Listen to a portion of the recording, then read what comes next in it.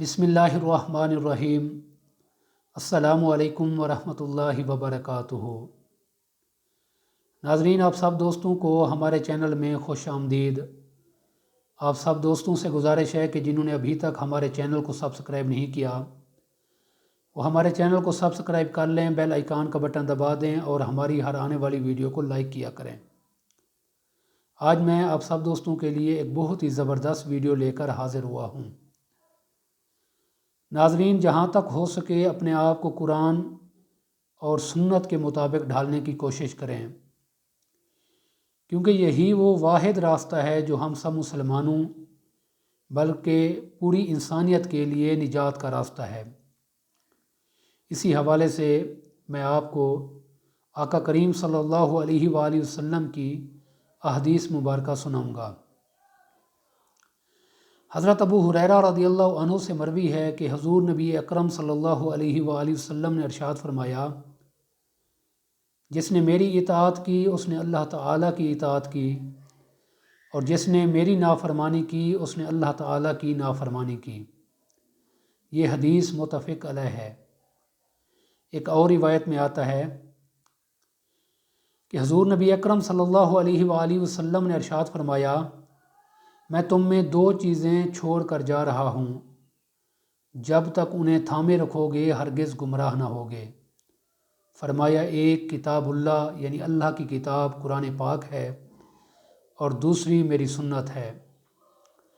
اسی طرح ایک اور روایت میں ہے کہ آپ نے فرمایا کہ میں تم میں دو چیزیں چھوڑ کر جا رہا ہوں، جب تک انہیں تھامے رکھو گے ہرگز گمراہ نہ ہوگے۔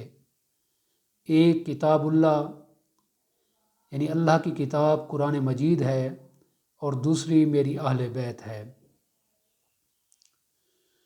ایک اور روایت میں آتا ہے کہ حضور نبی اکرم صلی اللہ علیہ وآلہ وسلم نے ارشاد فرمایا، میری ساری امت جنت میں داخل ہوگی سوائے اس کے کہ جس نے انکار کیا۔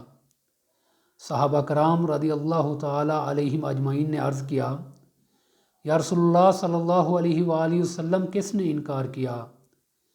آپ نے ارشاد فرمایا، جس نے میری اطاعت کی وہ جنت میں داخل ہوگا، اور جس نے میری نافرمانی کی اس نے انکار کیا۔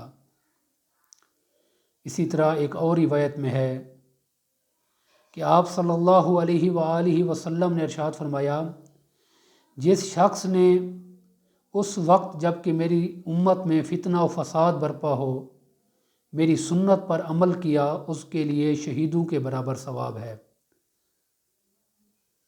تو ناظرین، کوشش کریں جہاں تک یہ میری آواز پہنچ رہی ہے، بلکہ آگے بھی شیئر کریں دوسرے بھائیوں کو، کہ اپنے آپ کو اللہ پاک کے فرمان اور حضور کی سنت کے مطابق ڈھالنے کی کوشش کریں۔ اسی میں ہماری دنیا کی بھلائی ہے، اور اسی میں ہماری آخرت کی بھلائی ہے، اسی میں جنت کا راستہ ہے، اور اسی میں جہنم سے بچنے کا راستہ ہے۔ دعا ہے اللہ تبارک و تعالی ہمیں آقا کریم صلی اللہ علیہ وآلہ وسلم کی سنتوں پر، قرآن پاک پر عمل کرنے کی توفیق عطا فرمائے، اور ہمیں دنیا اور آخرت کی بھلائی عطا فرمائے۔ السلام علیکم ورحمۃ اللہ وبرکاتہ۔